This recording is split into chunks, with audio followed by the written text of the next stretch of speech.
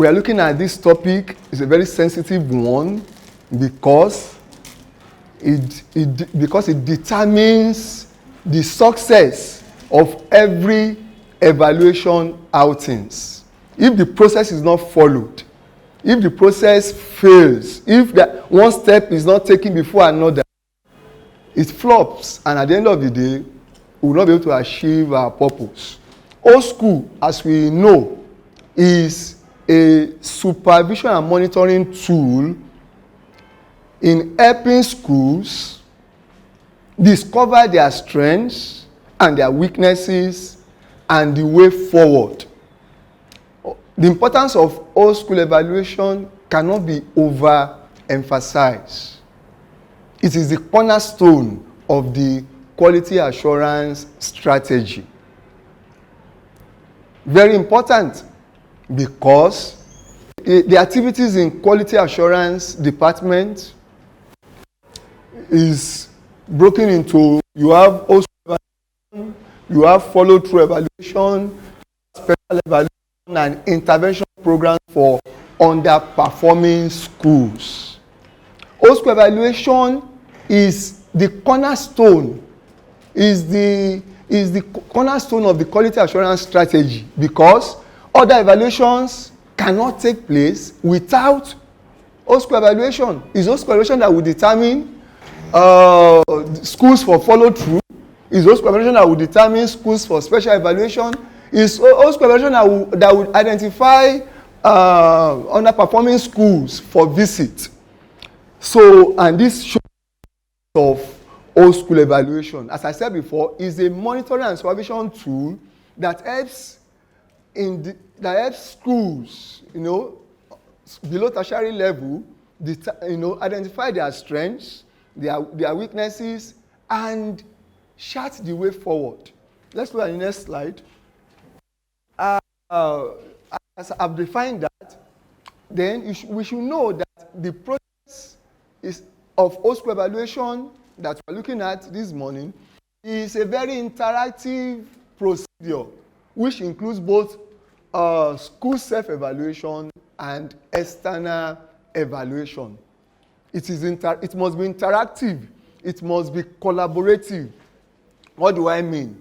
I mean that old school evaluation cannot take place without old school evaluation, the external evaluation that we go to carry out in schools cannot take place without the school self-evaluation.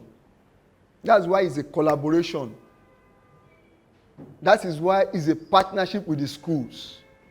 And as I noted before, if I ask a question and say, when you get to a school and the school has not filled the school self-form, which means that they have not conducted their own school self-evaluation, what happens to external evaluation? It will be cancelled because the school has not carried out the school self-evaluation. So that's why old school is very important. It's a partnership with the school. You carry it out in collaboration. In fact, the same parameters, the same instruments that we will use as external evaluators in going to school, they are the instruments too that the school too will use to evaluate ourselves. So if it is well done, the results that we should obtain should not be different from the ones that the school should obtain.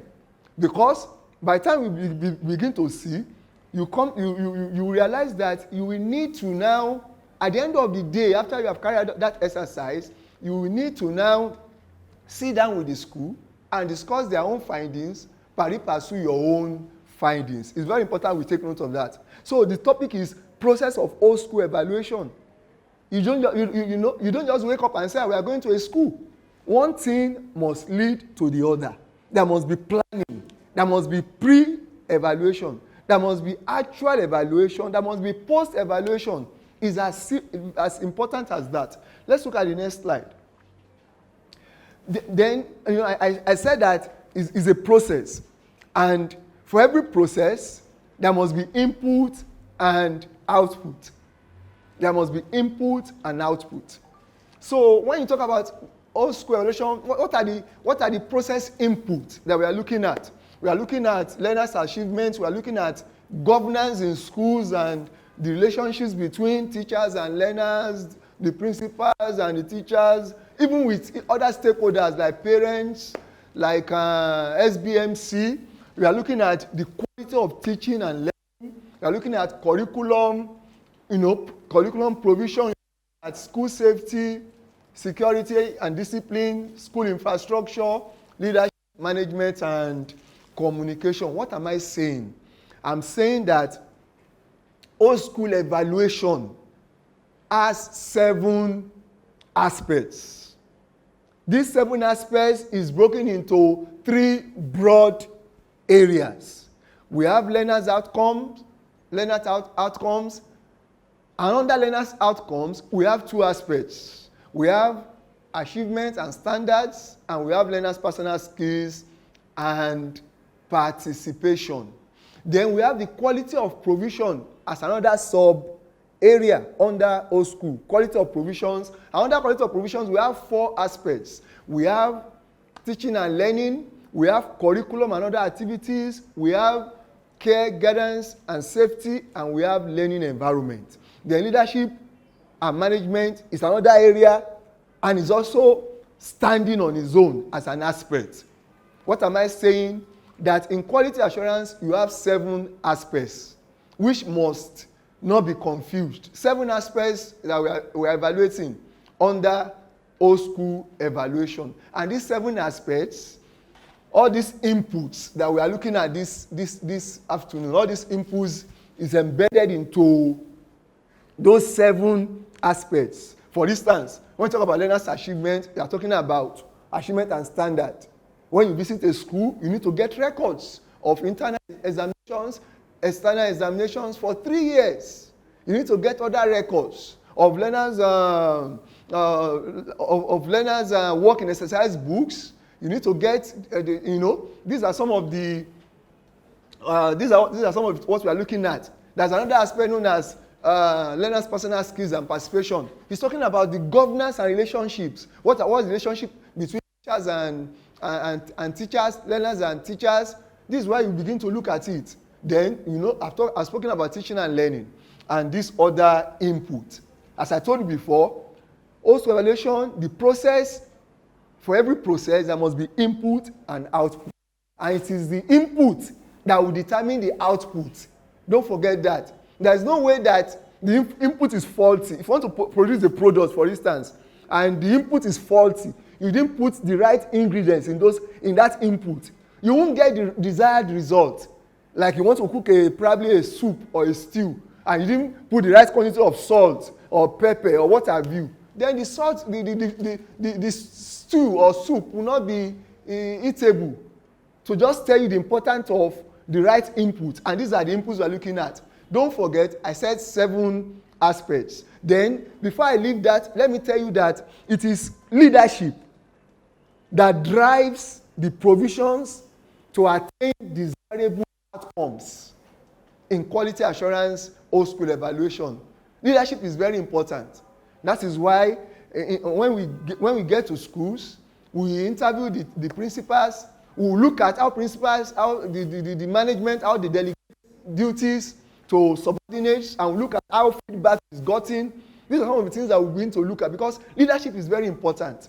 Leadership drives those provisions that I listed, don't forget, before those outcomes can be attained. So how many aspects in quality assurance evaluation? 7. Divided into 3. Let's not forget. We have learners' outcomes, 2 aspects under learners' outcomes. We have quality of provisions, 4 aspects under quality of provisions. Then we have leadership and management standing as an aspect and also as a broad area, because it drives those those provisions to attain these outcomes. Next slide, please. So I need to mention this. Very important. The evaluation schedule. In quality assurance, we have an evaluation schedule that determines what we do, that guides us on what we do in the field. We don't just go there without, it could be in hard book, it could be in soft copy, but you must be guided, because when we go to evaluate schools, it is not based on sentiment, it is based on evidence. Maybe you must have learned about ODD, observation, documentation, and discussion. These evidences, the guide to locating these evidences is in the evaluation schedule. As I noted, it's an instrument that sets out the principles of external and internal quality assurance evaluation of schools. The schedule includes those 7 aspects, the key issues, very important, the key issues and pitch judgments which are used to moderate evaluation judgment. So it's not sentiment, it is evidence. Old school evaluation is evidence based. We must know that. The key issues are very important. If you miss out any key issue, you miss it out entirely. So you don't need to cram the key issues if you cannot cram it. Go with your with evaluation schedule, your instrument, or let it be in your on your phone so that you can open it and look at those key issues. It's very important. Very important. A key issue is that learners' performance in internal and external examinations for the past 3 years. So when you look at that particular key issue now, the evidence is what are the results? Who must give you the results of internal exams for the last 3 years, must give you the results of external exams for the last 3 years. If they have not analyzed it, you ask them to analyze it.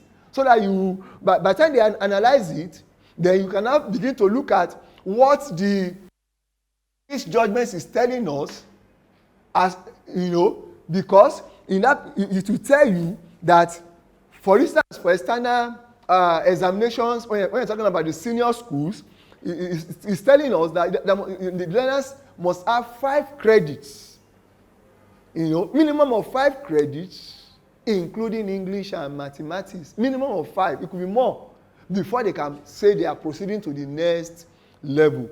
These are some of the things that you begin to see in the. But don't let us forget, our business here is to look at the process, not really to look into detail about evidence or about judgment. I just need to mention the in passing. And I noted here that it assists evaluators and senior officers in schools, principals and vice principals, to evaluate the quality of education, its impact on learners, and the effectiveness of leadership and management in maintaining and sustaining school improvement. Let's look at the next slide.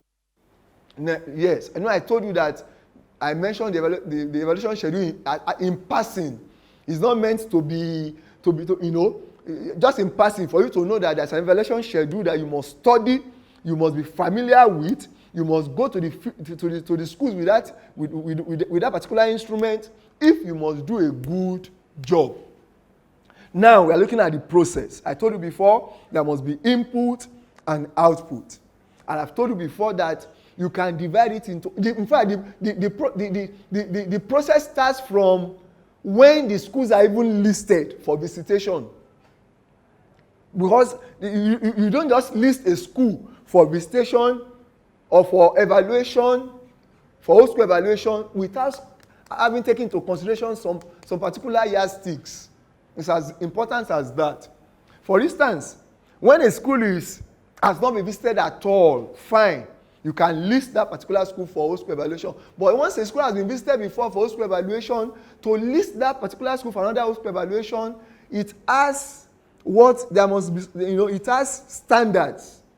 When it's an outstanding school, it has a time frame that the school can be listed again for whole school evaluation. When it's a good school, when it's a fair school, or a very poor. So these are what determines it. Because under the process, I noted here that the first stage is to draw the itinerary for schools to be visited for whole school evaluation, and that is done at our end here by the Department of Policy, Research and Statistics, PRS. They are the ones that draw the itinerary they are the ones that list schools for visitation for whole school evaluation. They are the one that determines which school is next in line to be visited for whole school evaluation, because they have that template of schools that have been visited, and they have their gradings. For instance, an outstanding school may not be listed for whole school evaluation until after 3 years, if it's an outstanding school. A good school may not be listed for whole school evaluation until after 2 years, if it's a good school. Then a fair school, probably a year. Then a poor school, 6 months. If it's a poor school, under 6 months, you should list that particular school again for whole school evaluation. So this is determined by that particular department, PRS. Now, having listed schools for visitation, having determined that these and that schools are due for whole school evaluation, and our department is now giving that list of schools that are due, then the next thing is to now draw the itinerary, draw the itinerary of how to go about it. Those officers that will be involved in the evaluation. Meanwhile, in drawing the itinerary too, we must take note that we must give the school 8 hours notification through mails, through phone calls. We must give the school minimum of 48 hours. It could be even 1 week, depending, but minimum of 48 hours. Once that 48 hours lapse and you have not informed a school that you are coming for school evaluation, then that evaluation must be postponed, because there are some records that the school must get ready. Don't forget, I told us that the school must fill the school self-evaluation form.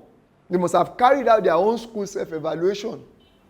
Very important, because there is nothing to go and validate by the external evaluators from OEQA if the school has not filled their own school self-evaluation. As I noted before, that is a partnership, is a collaboration with the schools. So once they have not filled their form, they have not carried out their own school self, because that school self is the internal evaluation, and the external evaluation is the one that is carried out at the OEQA office, the one we go to schools to.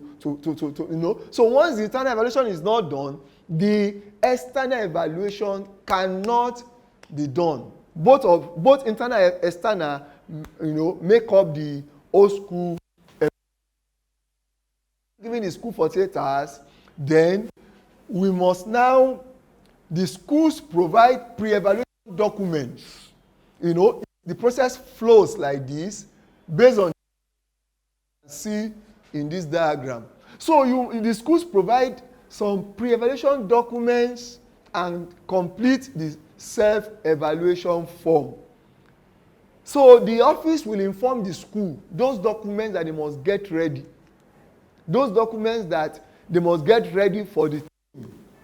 It's not a matter of getting to the school and the school now running netter-scatter. Where is this? Where is that? No, because we must have informed them through a letter, through phone calls. We must have informed them of those documents that they need to get handy, that they need to get ready. Some of those documents we take away when we get, after working, we take them away as evidences. Then some, we just cite them, take photos, and include it in our report. It's as good as that. So in fact, every step missed is a minus. So we must make sure that we follow the steps meticulously. Another step, after informing the school, we have given them notice, we have asked them to prepare this and that. Then you must, the teams that has been listed for the outings must have a evaluation meeting. It's not compulsory, it has to be a physical meeting. It could be a Zoom meeting, it could be a WhatsApp meeting, but the team must meet. And what's the purpose of the team meeting? The purpose of the team meeting of the pre-evaluation meeting is to strategize. I told us that we have 7 aspects. those 7 aspects must be allocated to evaluators, to individuals in that team, based on their strengths, based on their past performance. Someone that is good in statistics, for instance, an evaluator that is a mathematics major, that is good in mathematics and good in, then you can give that such an evaluator achievement and standards. Because it has to do with looking at percentages, whether it is well done or not, of internal examinations, of external examinations.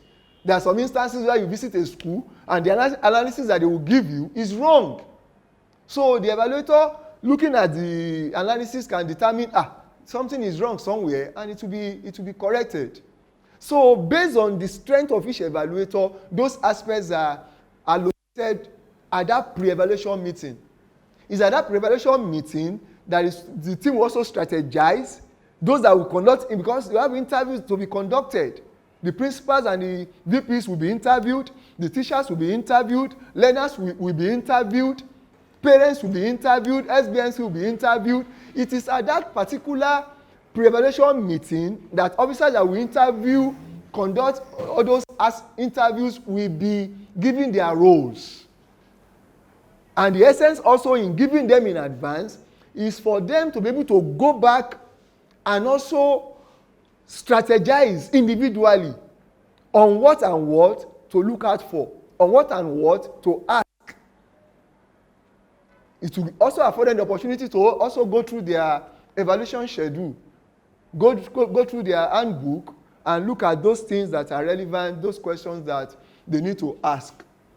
So it's very important that the pre-evaluation meeting is done before meeting in the school. Then after that, then this one says external evaluation, that is the actual inspection, to validate the internal evaluation. I've said that before.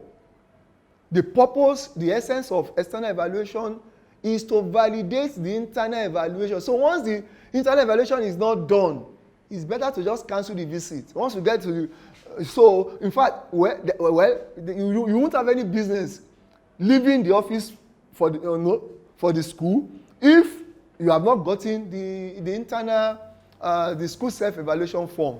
As good as that, because once you are stepping out to visit the school, what you are saying is that you have the school self-evaluation form ready. That is as good as that. Then, as I noted, is to validate the internal evaluation. Then you can now work with the evaluation schedule. Every officer goes through, handles one aspect or the other. Every officer is a manager of one aspect or the other. But let me say quickly that teaching and learning is very important in old school evaluation. In fact, teaching and learning is 70% of our activities in that particular school. So maybe for 2 days, but for 3 days, we are saying that teaching and learning is very encompassing. That is why in our instrument, a school cannot be outstanding if teaching and learning is not outstanding, because teaching and learning is very important. A school exists to give learners education, and teaching and learning is an aspect of it. And after the whole exercise, on the second, in fact, that same day, that first day, some evaluators will also start their various aspects, getting the records, asking questions here and there. Then the second day, we face the aspects proper in detail, and we also make sure that we also carry out the interviews that we have been allotted for. And at the end of the day, at the end of the exercise, if it's a 2-day exercise, we now give feedback to the school. But let me say that before the feedback to the school, the team must meet first to agree on their findings. It's very important. There must be team meeting at the end of the exercise, where every evaluator will defend those aspects and the grades that they have given those aspects.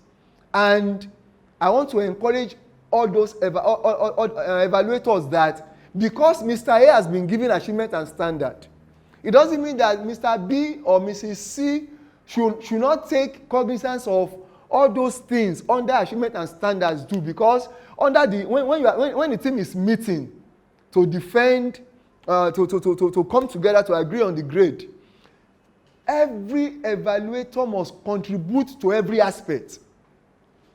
Although there is a secretary, there's an evaluator that is handling every aspect, but every evaluator must contribute. It's not that Mr. A will say, well, in achievement and standard, I've graded the school good. Other team members must be able to ask questions. What did you see that you have graded, the school good? After listing what he or she has seen, those evidences, then other evaluators can now contribute. But that at the end of the day, the team will now come to a corporate judgment on what the school has done. So it's not a matter of just everybody just saying his own. Mr. A, what is achievement and standard? A, Mrs. B, what is achievement and standard? What is learner's personal skill? B, Mr. C, what is teaching and learning? A, no, it doesn't work like that. It must be agreed together. It must be something like questioning and answer, debating and making sure that every detail is exhausted, making sure that all the key issues are exhausted. The evaluator handling each aspect must be able to defend the key issues under those aspects before arriving at that particular judgment. Because from experience, we've seen that when reports come to Alausa, we will see that, for instance, under teaching and learning, for instance, that's supposed to be a minimum of 15 and a maximum of 20 lines. We will just say about 5-6 lines, and they will say teaching and learning good. 5-6 lines, it's not done. But it will be 5-6 lines because the team did not do a thorough work on those key issues. Because the evaluator that handled that particular teaching and learning did not exhaust those key issues under teaching and learning, and the evaluators, the other team members, did not do a thorough searching, a thorough scrutiny. Leadership and management is supposed to be 15, minimum of 15, maximum of 20 lines. But from experience, when reports come, sometimes we will see 10 lines for leadership and management. And when we now begin to read the report, we will see that vision and mission statement is not reported. School development plan is not reported. What the principal is doing in terms of monitoring, teaching and learning is not reported. And yet, all these are key issues under leadership and management. But because the person that handled leadership and management did not thoroughly exhaust those key issues, and the team members did not scrutinize very well, it will be like that. That's why I said, in arriving at corporate judgment in the school before feedback, it must be a thorough discussion. It must not be one way or one-sided. Every evaluator must contribute. Every evaluator must also watch out for all those aspects that is not even handling. But we are watching it out so that when the team is meeting for corporate judgment, you can have one or two things to say. It's not a time to just go off and you're not saying anything because you're not the one that is handling achievement and standard. So nothing to contribute. It should not be so. You must look out for one or two things that you want to tell us under achievement and standard, even though you're not the one looking at that aspect. One or two things that you want to say, even on learners, even though you are not the one. Paraventure, for instance, the evaluator that handled the learners' personal skills and participation did not take into consideration learners' punctuality, learners' regularity in school, or probably even that aspect of students' representative council is not taken into cognizance. But if the team is vigilant, they will have discovered those items, those key issues that are missing, and they will do the right thing before giving feedback to the school. And having said that, let me now also say that this feedback also in terms of, as I said, the one for the team and the one for the school. Then the one for the school too. It's not a matter of just now getting the school management together and giving them your own findings. No, you must give them your own findings along with the school self-evaluation form which they have filled. You must be able to tell them that in achievement and standard, for instance, the school, you graded yourself fair. But in looking at records and evidences with us, we see that it's not a fair but a poor, for instance. And you will give them the reasons. You will support it with evidence. You will tell them these are key issues that we have looked at under achievement and standard. Learners' performance is poor, this and that. Learners' written works are not marked. Assessment is not assessments they are not varied. Is only of test. You will support it with evidence. And at the end of the day, the school will agree with you that yes, it is true. Achievement and standard is not fair but poor. But if you fail to convince them through your own findings, there's no way that they will be happy with the team.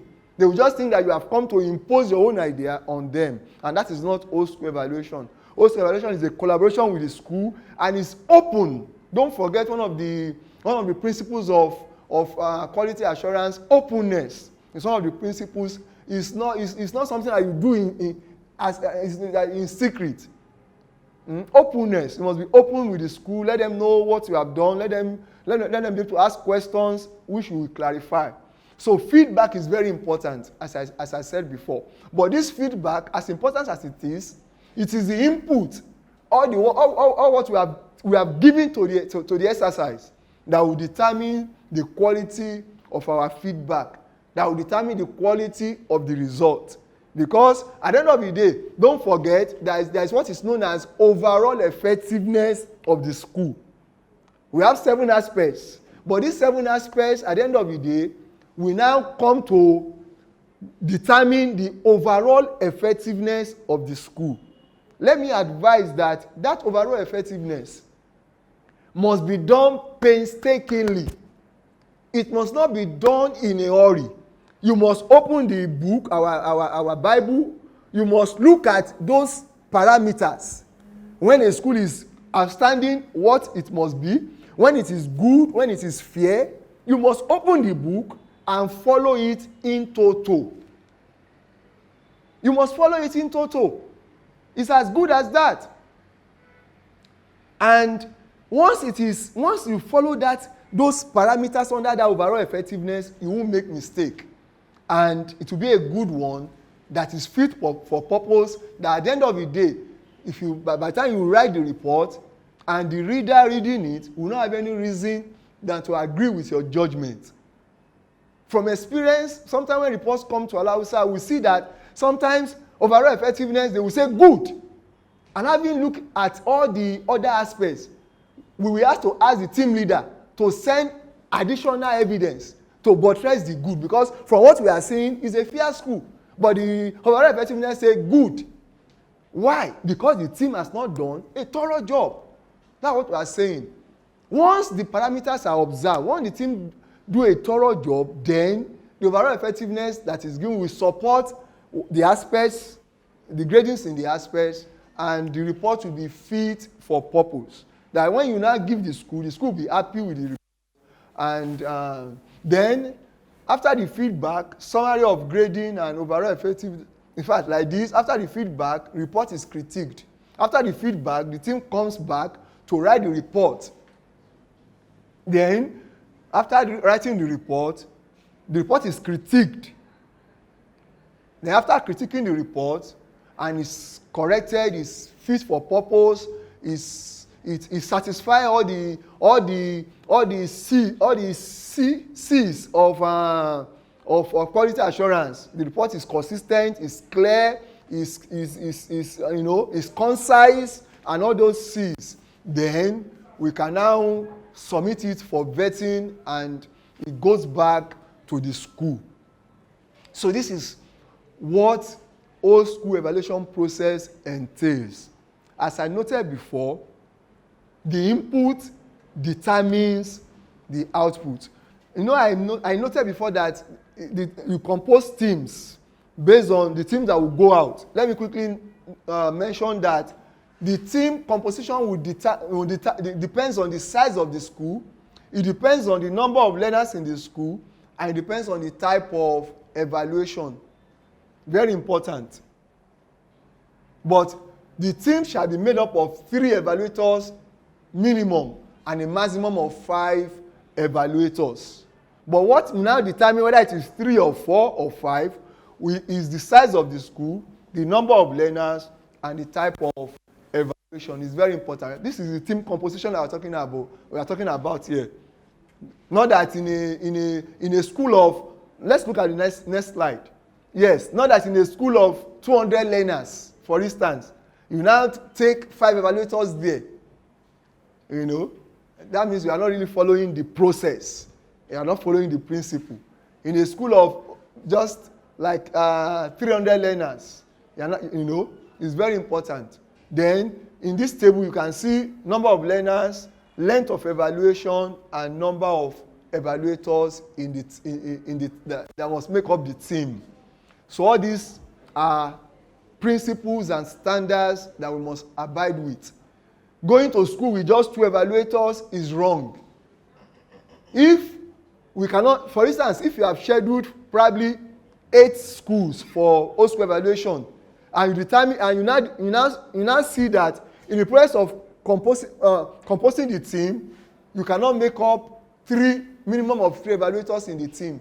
Then the best thing is to do what? To reduce the number of schools that you are visiting. Not that you now do a crash program and say, all right, 2 evaluators, go. No. But you can reduce the number of schools that you are visiting to comply with minimum of 3 and maximum of 5. It's very important. This is part of the process. Then I've noted all these. And just to wrap up this seminar, this seminar paper, that you have 3 stages in external evaluation: the pre-evaluation stage, the proper evaluation or the on-site visit, the actual visit, and the post-evaluation. This post-evaluation is when you go back, you write your reports, and the readers critique the reports before it is sent back to the school. Let's see. I noted before that the school needs to get documents ready for you. These are some of the documents that the school needs to get ready. The school development plan, the school improvement plan, a copy of the school recent reports, if available, and the rest. So the school will make all these ones available and for the team. So when you get to the school, you can pick up all these documents, scrutinize them, and use it to determine 1 or 2 things. Let me just say that the difference between school development plan and school improvement plan is that school development plan is a long-term plan, maybe minimum of 1 year, 2 years, 3 years. Then for the school development plan, you can now bring out those plans that you can implement in the short run, in 3-6 months. That will now be the school improvement plan. So if the school has a school development plan, it's just a matter of now helping them to bring out plans that they now bring into school improvement plan. We are saying what the school can do in the shortest possible time to move forward. So these are some of the documents. Let's look at the next slide. Some of the documents that you need to get from the school: list of awards won by the school, list of societies, club, and the rest. As I noted before, some of these documents, evidences, you take along in the office because we've told them to make photocopies and the rest, and some you just cite, take photographs of them, and use them to support your report. Let's see. Then the process output now. I told us that is a process, and every process must have input and output. So the output is now the report is collated with all available evidences. the report is collated with all available evidences, the report is critiqued in the office by the quality assurance reader and approved by the DJOEQA, and the report is now shared with stakeholders, at least the school. And I know that when it gets to the school, I know that the school will disseminate it to their PTA, their SBMC, or what have you. So, and even their teachers, these are stakeholders that will read the reports when it gets to the school.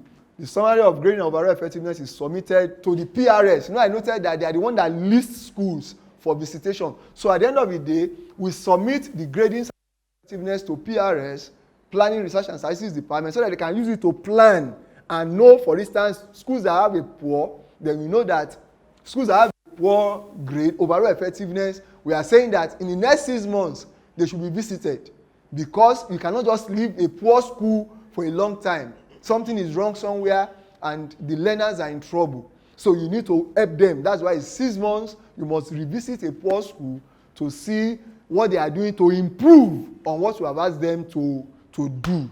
So it's very important that we note that at the headquarters here, after the reports are collated, we give the PRS the final gradings so that they can schedule those schools for visitation in their table based on what I've said earlier. For an outstanding school, maybe minimum of 3 years. For a good school, maybe 2 years. For a fair school, 1 year. And for a poor school, 6 months. For a very poor school, 3 months. It's as serious as that. And that is the end of the seminar. If you have a question, which I know that you will do, please send your questions to info@oeqalagos.com. Send your questions there.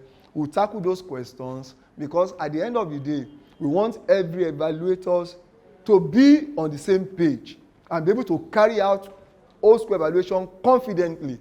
And I know that if we follow this process one step before the other, we'll get it right. Our reports will be fit for purpose, and our stakeholders will be happy with our reports. Thank you.